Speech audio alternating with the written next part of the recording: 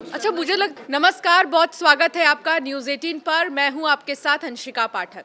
जिंदगी जीने के लिए कई तरह के मंत्रों की ज़रूरत होती है, कई बार मेहनत की भी बहुत ज़्यादा ज़रूरत होती है। ऐसा भी होता है कि मेहनत कई बार सफल नहीं होती तो आप परेशान हो जाते हैं, डिप्रेशन में चले जाते हैं, फिर आप ढूंढते हैं लाइफ कोच। लेकिन क्या हो जब आपके हाथ में ही वो लाइफ कोच हो? आज हम एक ऐसी शख्सियत से बातचीत करेंगे जिन्होंने एक ऐसी किताब लिखी है जो जीवन जीने का सही तरीका बताती है। चाहे आप डिप्रेशन में हो, चाहे आप सोच रहे हो कि आप क्या ये कर सकते हैं या नहीं, तो उसके बारे में भी एक किताब आपको बताएगी। और इस किताब की जो लेखिका हैं उनसे आज हम बातचीत करेंगे। स्वाति तिवारी जी इस वक्त मेरे साथ मौजूद हैं। स्वाति जी, बहुत स्वागत है आपका। स्वाति जी एक राइटर हैं और स्वाति जी ने किताब भी लिखी है। उस किताब को सबसे पहले मैं आपको दिखाती हूँ। ये है सुपर चार्ज योर डेस्टिनी। ये एक ऐसी किताब जिसमें आप अगर किताबों के चैप्टर्स को पढ़ेंगे तो शायद ये समझ पाएंगे कि कौन सी ऐसी चीज़ें हैं जो आज तक आपने स्किप कर दी और कौन सी ऐसी चीज़ें हैं जो आप जाकर जल्दी से ग्रैब कर सकते हैं। तो आज स्वाति जी सबसे पहले तो किताब के बारे में कुछ बताइए जल्दी से, क्योंकि इसका जो टाइटल है वो एक काफ़ी अट्रैक्टिव है, सुपर चार्ज योर डेस्टिनी। किस्मत को ही एकदम चार्ज कर दीजिए। एकदम कहते हैं किस्मत आपके हाथ में है, तो आपके हाथ में आपको किस्मत कैसे बनाना है उसके लिए कुछ सुपर पावर्स हैं जिनको अगर आप और पावरफुल कर लेंगे और चार्ज कर लेते हैं तो किस्मत आपके हाथ में आ जाती है। तो 40 सुपर पावर्स के बारे में हमने इस किताब में बात की है कि वो 40 सुपर पावर्स आपके जीवन में किस तरह से शामिल हैं भी या नहीं है, और अगर नहीं है तो उनको हम कैसे बढ़ा सकते हैं उन सुपर पावर्स को। उसके लिए इसमें बहुत सारे मंत्रास दिए हुए हैं।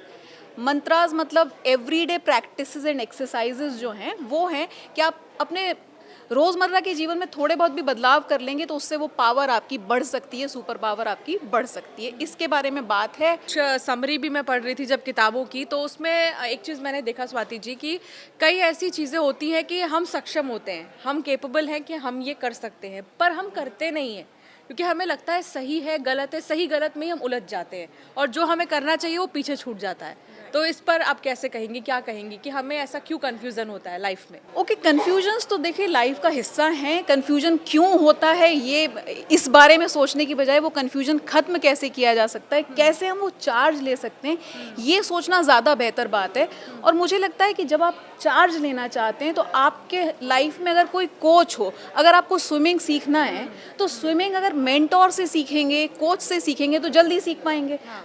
यूट्यूब के वीडियो देख के सीख तो सकते हैं लेकिन शायद उतनी अच्छी तरह से नहीं सीख पाएंगे, उतने कम समय में नहीं सीख पाएंगे। तो अगर आपके पास एक कोच हो, एक गाइड हो, एक मेंटोर हो तो वो हमेशा आपके वो कन्फ्यूजन्स दूर करने में आपको एक आपके लिए जो बेहतर तरीका है जिसको कहते हैं रेडीमेड की बजाय कस्टम मेड फार्मूलाज देने में आपकी मदद वो कर सकता है। तो कोच एक इम्पॉर्टेंट रोल प्ले कर सकता है ऐसी सिचुएशन में। देखिए, कोच बहुत ज़्यादा ज़रूरी है। चाहे लाइफ में सबसे मैं कहती हूँ शायद पहली कोच हमारी माँ होती हैं जो हमें बताती हैं कि कौन सी चीज़ें सही हैं, कौन सी चीज़ें गलत है। लेकिन जब एक बच्चा घर से बाहर निकल जाता है पढ़ने के लिए, बाकी चीज़ों के लिए, तो वो भूल जाता है कि उसने क्या सीखा आज तक। हमने देखा कोविड में भी बहुत सारे लोगों ने डिप्रेशन की वजह से क्या चीज़ें नहीं की, बहुत सारे क्लैशेस फैमिली में हुए हैं, कन्फ्यूजन्स में आकर सारी चीज़ों में। मुझे बताइए कुछ आपके क्लाइंट्स जो आपसे मिलते जुलते हैं, बातचीत करते हैं, सबसे ज़्यादा समस्या क्या होती है लाइफ में?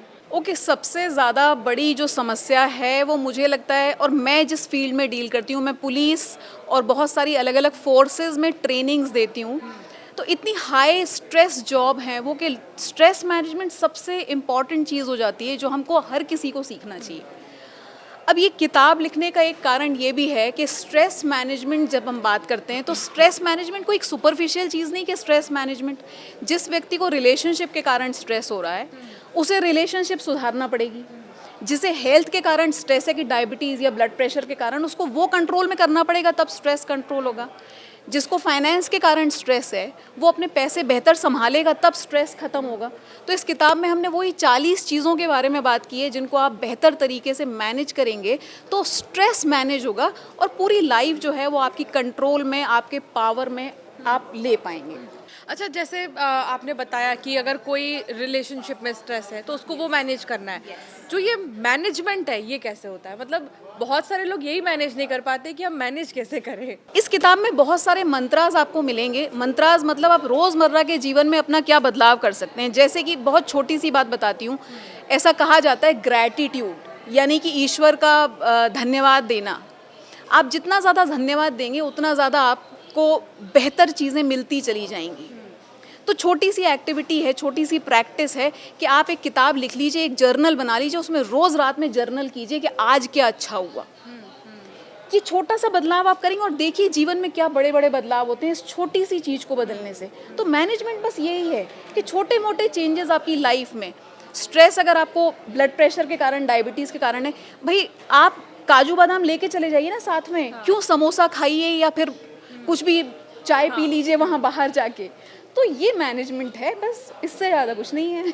वही, इसलिए हम कह रहे हैं कि हमारे ही हाथ में सारी चीज़ें हमारे हाथ में। हाँ, लेकिन मैं वो किस्सा नहीं छोड़ना चाहती जिसकी वजह से आपने ये किताब लिखी है, वो भी बताइए ताकि हमारे जो दर्शक हैं, हमारे व्यूअर्स हैं, उन्हें कुछ सीखने को मिले कि कैसे धीरे धीरे उठ के यहाँ तक पहुँचने का जो सफ़र है। ये जो किस्सा है दिल के भी करीब है और लाइफ का हिस्सा है, इसीलिए बहुत इम्पैक्ट है इस किस्से का मेरे ऊपर।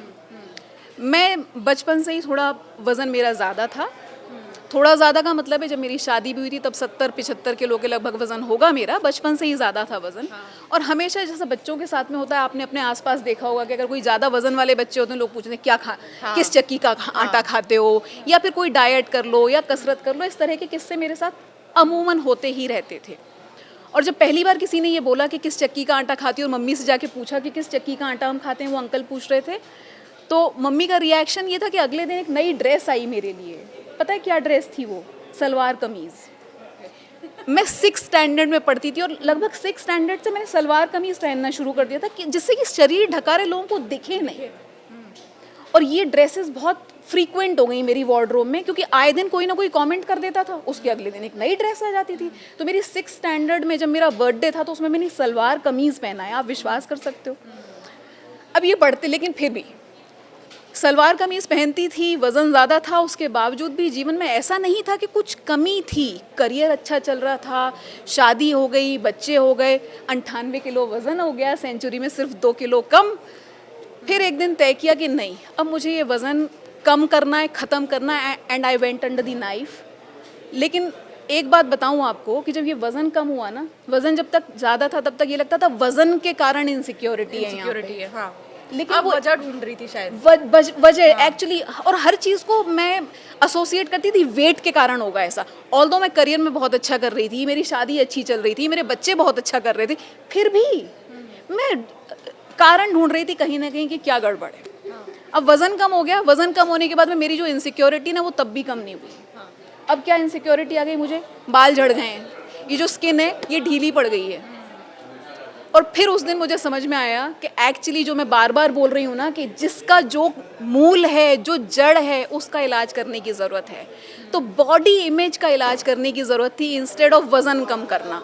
इतना आसान था, लेकिन तब नहीं किया। फिर लेकिन जब किया तो मुझे लगा मुझे अगर मैं दूसरों की मदद कर सकती हूँ तो मुझे कुछ करना मुझे चाहिए। लगता है कि मोस्टली लोग इसलिए भी परेशान हो जाते हैं कि वो असली वजह नहीं समझ पाते कि वो परेशान है क्यों। बिल्कुल बस अपने आप को सेटिस्फाई करने के लिए ये नहीं तो यही सही, बिल्कुल।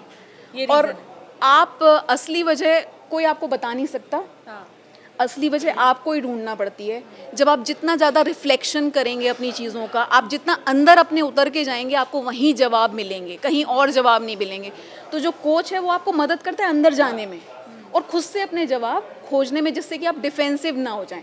जब दूसरा व्यक्ति आपको कोई सलाह देता है ना, आप डिफेंस करते हो कि मैं क्यों नहीं कर सकता ये। लेकिन जब आप खुद अपने आप को सलाह देते हो फिर आप डिफेंस नहीं करते, फिर आप कहते हो मुझे करना है। स्वाति जी, ये भी होता है कि लोग अपने आप को बहुत खुश दिखाते हैं कि हमारा सब अच्छा है, हमारा सब फर्स्ट क्लास है, कोई दिक्कत नहीं है, और अचानक से जब बहुत बड़ी परेशानी हो जाती है वो झेल नहीं पाते। तो वो जो एक नेचर आ जाता है अंदर की, शर्म के मारे मैं हमने ऐसा कर लिया, या शर्म की वजह से मैं ये नहीं कर पाई या वो कर पाई, उससे कैसे कोई बाहर निकले। शर्म के बारे में एक बात बोलना चाहती हूँ मुझे। अंशिका, मैं अगर आपको अभी बोलूं कि आपके बाल हरे रंग के हैं तो आप क्या सोचेंगी? आप सोचेंगी शायद इन मैडम की आंखों में कुछ गड़बड़ होगी, इनको गलत दिख रहा है। लेकिन वहीं अगर मैं आपको बोलूं आप बहुत क्रूअल हैं, तो आप क्या सोचेंगी? आप एक बार सोचने लग जाएंगी क्या मैं क्रूअल हूँ क्या? तो एक्चुअली ये फर्क नहीं पड़ता दूसरे क्या बोल रहे हैं। जब दूसरे शांत हो गए तब आप अपने आप से क्या बोल रहे हैं, वहाँ इलाज करना है हमें। तो अगर आप अपने आप से बोलना पे कुछ काम कर पाएंगे तो आपको वो शर्म नहीं आएगी। तो देखिए बहुत ज़रूरी है कि जो लाइफ की कुछ चीज़ें हैं, छोटी छोटी चीज़ें हम कहते हैं, वो हमारे जीवन पर बहुत बड़ा असर डालती है। और ये किताब जो है आपको उन्हीं छोटी चीज़ों से आगे बढ़ना सिखाता है और बताता है कि आप कौन सी चीज़ों को छोड़ रहे हैं और कौन सी चीज़ें जो आपको ज़रूरी भी नहीं है उसको लेकर पकड़ के बैठे हैं और दुखी होते जा रहे हैं। अच्छा स्वाति जी, मैं आपसे जानना चाहूँगी कि कुछ ऐसे किस्से जो आपसे लोगों ने शेयर किए हों और कहा हो कि मुझे इस चीज़ से प्रॉब्लम थी और आपने बताया कि नहीं नहीं आपको इससे नहीं, इससे प्रॉब्लम है। तो अंशिका, जैसा कि मैंने आपको बताया कि कोच जो है वो समस्या वो नहीं बताता, वो आपको सिर्फ मदद करता है कि आप अंदर उतरें और अपनी समस्या और खुद समझने की कोशिश करें। तो ऐसे तो बेहद बहुत सारे किस्से हैं जीवन में। जैसे कि मेरे एक क्लाइंट थे जिनके दोनों हस्बैंड वाइफ के बीच में बड़ा ही रिलेशनशिप में प्रॉब्लम चलती रहती थी। पता है, इतना छोटा सा एक टूल हमने उनको दिया, दोनों को बोला एक दूसरे को लव लेटर लिखो, भले ही लड़ाई हो रही है बट स्टिल लव लेटर लिखो, भले ही देना मत, आप लव लेटर लिखो। और जब वो लव लेटर लिख रहे थे तब उन्हें समझ में आया कितनी अच्छी चीज़ है, मैं एक वो बुरी चीज़ क्यों देख रहा हूँ इसके अंदर, और उनकी रिलेशनशिप सुधर गई। तो ऐसी बहुत सारी छोटी छोटी सी चीज़ें। अच्छा, ये भी होता है कि किसी ने हमारे लिए 100% किया होता है बट हम उसकी वन चीज़ को लेके पूरा 99 कैंसिल कि खराब है, क्यों ऐसा क्यों आता है? एग्जैक्टली हमने शुरुआत कहाँ से की थी? ग्रैटिट्यूड से। ग्रैटिट्यूड बिल्कुल यही बात तो है, जो अच्छा हो रहा है उसको तो एक्सेप्ट करो, उसको तो एक्नॉलेज करो, जो नहीं हो रहा है कोई बात नहीं। मैं आपने शायद सुना भी होगा ये किस्सा, मैं फिर भी एक बार किस्सा ये सुनाती हूँ आपको। ये हम लोग कई बार इस्तेमाल करते हैं। एक छोटा बच्चा है जो अपने पिताजी से बार बार कहता है मुझे नाइकी के जूते चाहिए, मुझे नाइकी के जूते चाहिए। पिताजी बड़े परेशान हो जाते हैं एक दिन और उसको लेसन देना चाहते हैं। बोलते हैं वो जो मंदिर है ना पहाड़ी के ऊपर, वहाँ जाओगे तो वहाँ भगवान से मांगना, नाइकी के जूते मिल जाएंगे। वो बच्चा जाता है वहाँ पे और अपने जूते बाहर उतार के जैसी सीढ़ियाँ चढ़ता है तो देखता है एक दूसरा बच्चा बैसाखी के सहारे आ रहा है। जब वो भगवान के पास पहुँचता है तो बोलता है थैंक यू भगवान, आपने मुझे पैर दिए, जूते तो कभी भी आ जाएंगे। ये बहुत ज़्यादा ज़रूरी है और ये बहुत अच्छा एक तरह से हम कह सकते हैं कि संदेश भी है जिसको समझने की ज़रूरत है और लाइफ में फॉलो करने की ज़रूरत है। क्योंकि मुझे लगता है आजकल के जो दौर के यंगस्टर्स हैं ख़ास तौर पर, आप देखिए वो सुसाइड कर ले रहे हैं। 14-14 साल के बच्चे और 8th क्लास के बच्चे, अचानक से मोबाइल फ़ोन नहीं मिला। एमपी से तो ऐसी बहुत सारी खबरें आई भी हैं, हमने पढ़ी भी हैं। मोबाइल फ़ोन नहीं दिया भाई ने बहन को, या खाने में शेयरिंग अच्छे से नहीं हो पाई। तो बहुत अच्छा जो ईगो वर्ड है, ईगो वर्ड का मतलब क्या है सही तरीके से? ये हर तरह के रिलेशनशिप में आ जाता है। ओके अंशिका, ईगो की बात करने से पहले जब आपने बोला ना कि छोटे छोटे बच्चे सुसाइड कर लेते हैं, मैं चाहती हूँ कि उस बारे में थोड़ी सी बात करना ज़रूरी है क्योंकि ये बहुत इंपॉर्टेंट एस्पेक्ट है लाइफ का। तो जब बच्चे सुसाइड करते हैं तो बच्चों से ज़्यादा मुझे लगता है पेरेंट्स को सीखने की ज़रूरत है। क्योंकि पेरेंट्स ने इतना प्रेशर दे दिया किसी भी एक छोटी बात का। वो मोबाइल जब आदत पड़ रही थी, जब लत लग रही थी, तब आपने नहीं रोका। जब लत लग गई तब आपने विड्रॉ कर लिया। तो विड्रॉल सिम्टम जो कहलाता है, किसी भी जो ये नशे करते हैं लोग, उनको सभी को पता होगा कि विड्रॉल सिम्टम होता है। तो विड्रॉल सिम्टम है वो, उस समय आपको मैनेज करना है। धीरे धीरे विड्रॉल होता है, एकदम अचानक विड्रॉल नहीं कर सकते आप। 12th क्लास में आपने इतना प्रेशर दे दिया बच्चे को कि वो अगर 90% मार्क्स नहीं आए तो वो कुछ का कुछ कर लेता है। IIT में सिलेक्शन नहीं हुआ। 4th की 5th क्लास की एक बच्ची जो कि अपने आंसर शीट में ये लिखकर सुसाइड की थी कि सॉरी पापा मैं नहीं कर पाई। बताइए, मतलब वो इतनी छोटी बच्ची 4th 5th क्लास की बच्ची थी और उसकी एक आंसर शीट हमने दिखाई भी थी, हमारे यहाँ खबर भी चली थी कि बहुत इस तरह की चीज़ें लिखी थी। तो ये जो निराशा हाथ लगती है उसके पीछे बहुत बड़ा प्रेशर भी होता है। एग्जैक्टली। तो ये माता पिता को सीखने की ज़रूरत है कि कैसे हम परवरिश करें बच्चों की, सो दैट बच्चे लाइफ में तो अप्स एंड डाउन्स होंगे ना, आपके में भी हो रहे हैं, मेरे में भी हो रहे हैं, मेरे बच्चों के भी होंगे। हम अपने बच्चों को ये नहीं सिखा सकते कि गलती ही ना हो। हमें तो उन्हें ये सिखाना है कि जब गलत हो रहा है, जब डाउन जा रहे हैं, उस समय उठना कैसे है। तो लड़ना सिखाना है उनको बचना नहीं सिखाना है। हम बचना सिखाते रहते हैं और इसीलिए ये कुछ का कुछ हो जाता है। ठीक है, किताब की कुछ बातों को भी डिस्कस करती हूँ। जो ये सुपर पावर 3 चैप्टर है, एप्रिसिएशन, इसमें क्या है? अप्रिसिएशन यानी कि तारीफ करना। हिंदुस्तान में बहुत कमी है अप्रिसिएशन की। हम लोगों की बुराई बहुत जल्दी कर लेते हैं। खाने में नमक कम है या ज़्यादा है हम जल्दी बता देते हैं, लेकिन आज खाना अच्छा बना है उस दिन कोई तारीफ नहीं करता। तो ये अप्रिसिएशन एक बहुत इंपॉर्टेंट चीज़ है। वही सब कुछ घूम फिर के वहीं ग्रैटिट्यूड पे आ जाता है। अप्रिशिएट करो। आज ठीक है खाने में नमक ज़्यादा लेकिन सब्ज़ी पकी अच्छी है। How to see this, right? एक बहुत मज़ेदार चैप्टर है इसमें, 11th चैप्टर, जो लव है।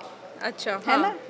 अब लव क्या है, पति और पत्नी के बीच में प्रेम होता है हिंदुस्तान में। मेरी एज ग्रुप में तो कम से कम ऐसा है कि हमें पता है हम एक दूसरे से प्यार करते हैं, बोलने की जरूरत नहीं है काइंड्स। Show it. अगर आप प्यार करते हैं, वो बोलना, वो दिखाना, वो छोटे छोटे जेस्चर्स के कुर्सी के आगे कर देना, गाड़ी का दरवाज़ा खोल देना, बैग पकड़ लेना, आप शो कीजिए वो प्यार बढ़ता चला जाएगा। अच्छा, कई बार ऐसा होता है कि लोग ये बोलते रह जाते हैं कि हम बहुत प्यार करते हैं, लेकिन वो दिखता नहीं है कहीं पर भी। तो एग्जैक्टली आपको शो करना है। तो कहते हैं love is in the action. तो उसमें क्या हम इंसान के नेचर को नहीं समझ सकते कि वो इतना नहीं एक्सट्रोवर्ट नहीं है या फिर वो इतना नहीं नहीं, आप अपने आप को समझते हैं। हाँ। आपके अलावा कोई आपको नहीं समझता, बाकी सबको बोलने की ज़रूरत है। एक और मज़ेदार किस्सा कहिए या फिर एक टिप कहिए। हम कहते हैं सामने वाला समझ जाए, कोई बात नहीं, मांग लेने में बुराई क्या है। हाँ। मांग लो, भगवान से भी मांग लो, अपने पार्टनर से भी मांग लो, अपने बच्चों से भी मांग लो, मदद मांग लो। हम कहते हैं सामने वाले को खुद समझना चाहिए कि मुझे मदद की ज़रूरत है, वो आए। अरे why, just ask for it. शायद मुझे आइडिया का ऐड याद है कि अमिताभ बच्चन को पूछ के तो देखो, तो एक्चुअली पूछ के तो देखो, मदद कर देगा कोई भी आपकी, और आपका स्ट्रेस कम हो जाएगा। आप जो टाइम मैनेज नहीं कर पा रहे, वो कोई भी आपकी मदद कर देगा और आपका टाइम मैनेजमेंट हो जाएगा। छोटी सी बात। अच्छा, ये जो छोटे छोटे लेसन्स हैं शायद वही हम नहीं ध्यान देते हैं, और मुझे ऐसा लग रहा है डिस्कशन के बाद कि इस बुक में वाकई में बहुत कुछ ऐसी चीज़ें हैं जो शायद मैंने भी अभी तक ध्यान नहीं दिया होगा। एक चीज़ और उसमें मुझे दिख रहा है, humour is must. Humour is must. देखिए, खुशी, आपको मस्ती मजाक करना, स्ट्रेस में जब आप हैं, डिप्रेशन में जब आप हैं, उस समय उस स्ट्रेस को, उस डिप्रेशन को मैनेज करना, अपने दोस्तों के साथ में गप लड़ाना, किसी की बुराई करना, ये तो ह्यूमर है। इसके अलावा क्या ह्यूमर है? तो छोटी छोटी सी गॉसिप की चीजें कैटेगरी में डाल देते हैं। जब लोग बचते हैं, जब हमें तक नहीं आपका बोलना। इंटेंशन ये नहीं है कि दूसरे को आप हर्ट कर रहे हैं, जब सिर्फ गप्पे मार रहे हैं, तब तक मुझे नहीं लगता वो गॉसिप है। लेकिन हाँ, अगर आप हर्ट कर रहे हैं सामने वाले को, उस समय वो गॉसिप बन जाता है। तो वो एक थिन लाइन है, वो थिन लाइन समझना चाहिए। तो ये सब चीज़ें धीरे धीरे आती हैं, जब आप सीखने जाएंगे तो आएंगी। ह्यूमर इज मतलब इसमें इम्पोर्टेंट। टोटल देखा जाए तो कई सारे चैप्टर्स हैं। इसमें I think 40 40 chapters हैं, yes. 40 चैप्टर्स हैं, और मुझे लगता है कि ये लाइफ को जीने के आई थिंक हर सेकंड पे जो हमारी फीलिंग आती है उसके बारे में ब्रीफ किया गया है। कह सकते हैं आप ऐसा। सेल्फ डिस्कवरी इसका आखिरी चैप्टर है। मतलब अपने आप को डिस्कवर करने की किताब है कि किस तरह से आप क्या चाहते हैं। क्या आप एक्चुअली वो IAS IPS बनना चाहते हैं, या सिर्फ दुनिया के प्रेशर में बनने जा रहे हैं? क्या आप सच में वो डॉक्टर बनना चाहते हैं, या फिर दुनिया में अभी इतने नए नए करियर्स आ गए हैं, क्या कोई और ऑप्शन लेना चाहते हैं? और ये तो मैं सिर्फ एक छोटी सी करियर की बात कर रही हूँ, ये सभी चीज़ों में है। स्वाति जी, आप रिलेशनशिप, इतने सारे लोगों को मतलब ट्रेन भी करती हैं, आप बात करती हैं उनसे, तो ऑब्वियसली बात है आप उन्हें सजेस्ट भी करती हैं कि क्या चीज़ें चल रही हैं आपके साथ में। बड़े प्रोफाइल के लोगों से भी आप मिलती हैं। आपने कहा कि कई ऐसे मतलब जिनके फ्रस्ट्रेटेड होते हैं, पुलिस स्टाफ और बहुत सारे ऐसे कैटेगरी के। तो मेरा ये मानना है कि कई बार ऐसा होता है कि इनके एग्ज़ाम्स होते हैं, कई बार ऐसा होता है कि एग्ज़ाम भी होते हैं, खुद की मेहनत से क्वालिफाई अगर नहीं कर पाते तो हम दोष किस्मत पे ठहराते हैं, चलो किस्मत में ही नहीं है। तो ये हम अपने आप को सेटिस्फाई करते हैं या वाकई में हमारी किस्मत में नहीं है? ओके, तो किताब में 2 चैप्टर्स हैं, एक रेजिलियंस और एक परसीवरेंस, है ना। गिर के उठना और उठने के बाद सीखना कि क्या गलत हुआ, राइट, ये इम्पॉर्टेंट है। गिरना तो पार्ट ऑफ लाइफ है, failure is part of life. Failure वो नहीं, आखिरी चीज़ नहीं है। फेलियर का तो मतलब ये है कि आप नई चीज़ सीखें, आप एक स्टेप और आगे बढ़े हैं। जब आप उस फेलियर से डर के बैठ जाते हैं, वहाँ परेशानी है। तो खुद को ये सेटिस्फाई कर लेना कि आज किस्मत में नहीं था, लेकिन गलती कहाँ हुई ये देखना बहुत हम इम्पोर्टेंट। हमारे फेलियर्स में कई बार एस्ट्रोलॉजी का भी सहारा ले लेते हैं। तंत्र मंत्र, ग्रह नक्षत्र हमारे सही चल रहे हैं, नहीं चल रहे हैं, हमारी मेहनत पता नहीं कहीं भी जा रही हो, लेकिन हमारे ग्रह नक्षत्र ठीक हो।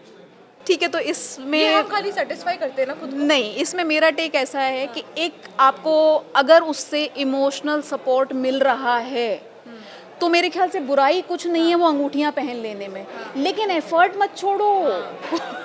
एफर्ट छोड़ दिया तो परेशानी है ना। ये बहुत ज़रूरी है, क्योंकि हमें ये कह दिया जाता है कि आप ये अंगूठी पहन लीजिए आपका बेड़ा पार हो जाएगा। उसके बाद हमने क्या किया, हाथ पे हाथ रखा, अंगूठी पहन के बैठ गए, लेकिन कुछ भी नहीं किया, कुछ नहीं मिला। उसके बाद ये कि जिसने कहा उसने गलत कहा। ये अंगूठी उन्होंने बोला था पहनने के लिए, लेकिन कुछ नहीं हुआ हमारा। एग्जैक्टली पंडित जी ने कह दिया कि आपके घर में एक वो खाली वास पड़ा हुआ है, इसीलिए आपका भाग्य अच्छा नहीं चल रहा। मैं कह रही हूँ अगर वाज में फूल डालने के बाद में अगर आपको ऐसा लगता है भाग्य अच्छा होगा तो डाल के रखो भाई फूल, कम से कम इमोशनल स्ट्रेंथ तो मिलेगी उससे। तो ये जो स्पिरिचुअलिटी है वो हमको इमोशनल स्ट्रेंथ देती है। वो कोई पंडित जी हैं, अंगूठी है, फूल हैं, ये मुझे नहीं पता क्या, मैं उनके किसी के खिलाफ कुछ भी नहीं बोलना चाहती, बिकॉज मुझे लगता है वो भी ताकत जो देती मन को तसल्ली देती है वो है। करो। यस और अगर आपको लगता है कि ऐसा करने से कुछ होगा तो करिए, लेकिन मेहनत मत छोड़िए, मेहनत बहुत करनी पड़ेगी। अपने ऊपर काम करते रहिए, डिस्कवर करते रहिए खुद। अच्छा, मैं लास्ट, क्योंकि कुछ एक दो क्वेश्चंस बच रहे हैं, तो मैं आपसे पूछना चाहती हूँ कि जो अब हमारे एक सर्टेन एज से जो बच्चे ग्रो करते हैं, जो एडल्ट एज में होते हैं स्पेशली, फिर उसके बाद जो 30 क्रॉस करते हैं, 40 क्रॉस करते हैं, उनकी अपनी अपनी अलग अलग प्रॉब्लम्स होती है। इनके लिए कोई मंत्रा बताइए जिससे कि दिमाग शांत रहे और कॉन्सेंट्रेट रहे। ओके तो मंत्रास तो जीवन की किसी भी पड़ाव पे जब आप जा रहे हैं, मंत्रास तो सेम ही है, चाहे वो आप 20 साल के हैं, चाहे वो 30 साल के हैं, चाहे वो 40 साल के हैं, वो नहीं बदलते, सिर्फ आपकी अप्रोच बदल जाती है। आप 20 साल में आपके जो टेंशन स्ट्रेस पॉइंट्स होते हैं वो शायद पढ़ाई लिखाई होता है, वो अफेयर्स होते हैं, वो रिलेशनशिप्स होते हैं। 30 साल में वो फाइनेंशियल स्टेबिलिटी हो जाता है। मंत्रा सेम रहने वाले हैं, प्रॉब्लम सिर्फ आपकी स्टेज के वाले 50 साल की मेरी उम्र में आके अब एक अलग तरीके के इश्यूज होते हैं कि हाँ अब क्या करना है, बच्चे सेटल हो गए, सब कुछ हो गया, अब व्हाट नेक्स्ट। अच्छा, आप जैसे लोग आपसे आके डिस्कस करते हैं कि हमारे साथ ऐसा हो रहा है या वैसा हो रहा है या हम आगे ऐसे नहीं बढ़ पा रहे, आपके घर में भी आपके बच्चे डिस्कस करते हैं आपसे? हाँ मेरे बच्चे डिस्कस करते हैं। मैंने आपको बोला कि एज अ पेरेंट हमारी रिस्पॉन्सिबिलिटी है कि हम उनको मुसीबतों से लड़ना सिखाएं, राइट।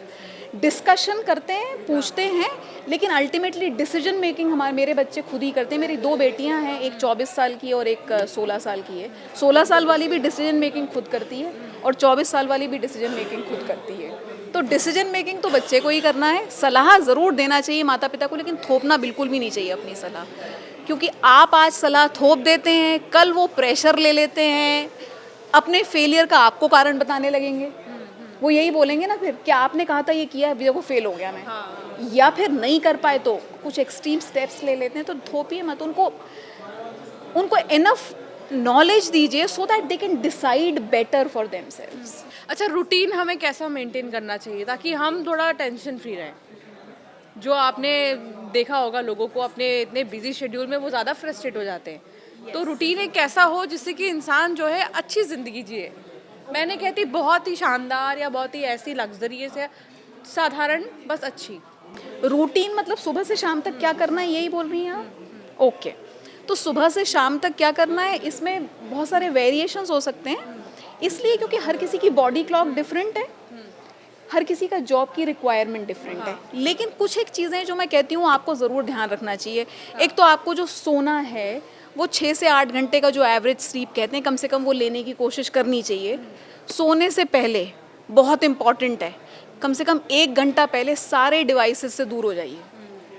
ये ज़िंदगी बदल देने वाली चीज़ है। अगर आप अपने मोबाइल से सोने के 1 घंटे पहले दूर हो गए ना, आपकी लाइफ में बहुत सारी चीज़ें बदल जाएंगी। पानी ज़्यादा पीजिए, और अगर आपका ऐसा कोई काम है जो स्ट्रेसफुल काम है जिसमें खाने पीने का आपको समय पता नहीं है, तो कैरी कीजिए साथ में पानी और खाना, दोनों चीज़ें। खाना मतलब वो चने मुरमुरे साथ में लेके जाइए, थोड़ा सा खाओ, फटाफट उसमें सेटिस्फैक्शन भी मिलता है, भूख भी ठीक होती है। और बाई चांस आप नहीं ले जा पाए तो जो जहाँ बाहर समोसा मिल रहा है उसके बगल में वो केला भी मिल रहा है, तो गो फॉर दैट केला इंस्टेड ऑफ समोसा। केला नुकसान नहीं करेगा, समोसा नुकसान ज़्यादा कर देगा। तो ये जो कॉन्शियस चॉइसेस हैं उन पे थोड़ा ध्यान देना चाहिए, मुझे लगता है। चॉइस पे मुझे लगता है ज़्यादा कंट्रोल होना चाहिए क्योंकि अगर चॉइस से अगर हम हटेंगे तो वो हानिकारक हमारे लिए ही होगा। बहुत अच्छा लगा स्वाति जी। तो अंशिका, एक मैं आपको इंसिडेंट बताती हूँ। मैं क्लासेस लेती हूँ जब पुलिस की, तो उसमें अक्सर मैं पूछती हूँ ये कि जब आप मेस में खाना खाने के लिए जाते हैं तो सलाद वाला जो सर्विंग बोल है वो खाली होता है या गुलाब जामुन वाला? तो ऑब्वियसली गुलाब जामुन वाला खाली होता है, सलाद तो आज वाला कल भी सर्व हो सकता है, वो तो बच ही जाता है। तो हमें सबको पता है बचपन से कि अच्छा खाना चाहिए, क्या खाना चाहिए, बट स्टिल हम चूज नहीं करते, नहीं करते। right? तो बस हमें यही सही consciousness चीज़ों को है। Choose Yes. करना बहुत ज़्यादा ज़रूरी है।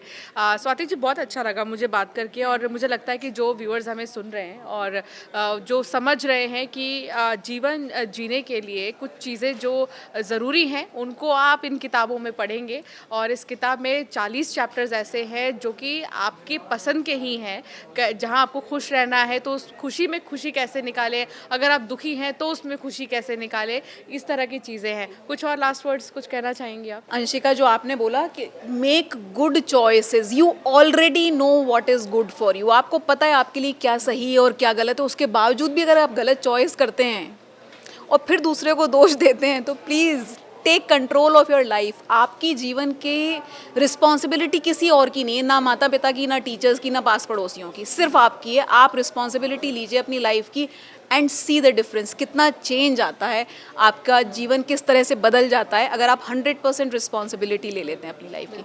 सो दैट इज बहुत शुक्रिया स्वाति जी, आप आई, और हमें बहुत अच्छा लगा कि आपने मतलब मैं कहती हूँ कि आजकल हम बहुत सारे टॉपिक्स पे डिस्कस तो कर लेते हैं, लेकिन एक लाइफ जो सबसे ज़्यादा इम्पॉर्टेंट है उसके बारे में ही डिस्कस नहीं कर पाते, और आज उसके बारे में स्वाति जी की बातों को आप ज़रूर ध्यान में रखिएगा। और जो उन्होंने कहा कि जीवन जीने का सही तरीका क्या होता है, आपकी चॉइसेस आपकी प्रायोरिटी हैं और उन पर ज़रूर आप ध्यान दीजिए। फिलहाल इतना ही, नमस्कार।